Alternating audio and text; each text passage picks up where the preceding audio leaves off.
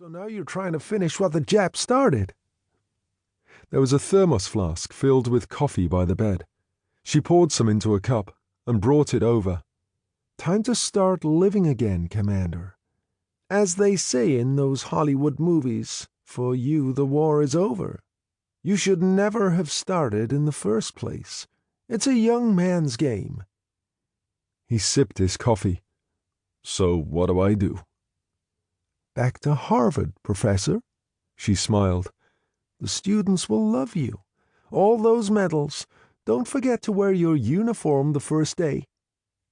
He smiled in spite of himself, but only briefly. God help me, Maddie, but I don't think I could go back. I've had the war. I know that. And it's had you, Angel. I know. The butcher's shop at Toluga finished me off. It also seems to have finished me for anything else. Well, you're a grown man. You want to sit around this room and quietly decay, that's your business. She walked to the door, opened it, and turned. Only I would suggest you comb your hair and make yourself respectable. You've got a visitor. He frowned. A visitor? Yes, he's with Commander Lawrence now. I didn't know you had any British connection. What are you talking about? Hare asked, bewildered. Your visitor. Very top brass.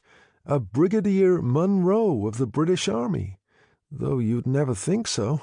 Doesn't even wear a uniform. She went out, closing the door. Hare stood there for a moment, frowning, then hurried into the bathroom and turned on the shower.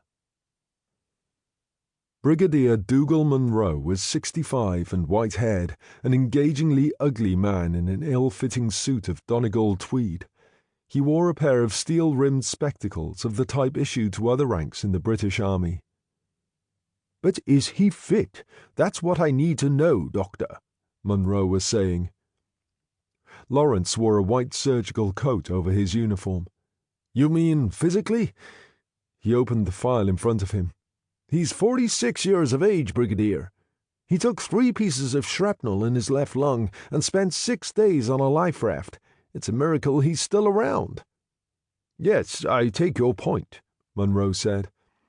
"Here's a man who was a professor at Harvard, a Naval Reserve officer, admittedly, because he was a famous yachtsman with connections in all the right places, who gets himself in PT boats at the age of 43 when the war starts." He leafed through the pages. "Every damned battle area in the Pacific. Lieutenant commander and medals." He shrugged.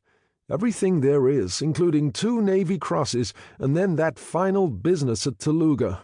That Japanese destroyer blew him half out of the water, so he rammed her and set off an explosive charge. He should have died." "As I heard it, nearly everyone else did," Munro observed. Lawrence closed the file. "You know why he didn't get the Medal of Honor? Because it was General MacArthur who recommended him, and the Navy doesn't like the Army interfering." "You're not regular Navy, I take it," Munro said. "Am I, hell?" "Good. I'm not regular Army, so plain speaking. Is he fit?" "Physically, yes. Mind you, I should think it's taken 10 years off the other end of his life. The medical board has indicated no further sea-going duty. In view of his age, he has the option of taking a medical discharge now." "I see." Munro tapped his forehead. "And what about up here?" "In the head?" Lawrence shrugged. "Who knows? He certainly suffered from depression of the reactive kind, but that passes. He sleeps badly, seldom leaves his room, and gives the distinct impression of not knowing what the hell to do with himself." "So he's fit to leave?" "Oh, sure. He's been fit enough for weeks. With the proper authorization, of course." "I've got that." Munro took a letter from his inside pocket, opened it, and passed it across. Lawrence read it and whistled softly. "Jesus, it's that important?" "Yes." Munro put the letter back in his pocket, picked up his Burberry raincoat and umbrella. Lawrence said, My God,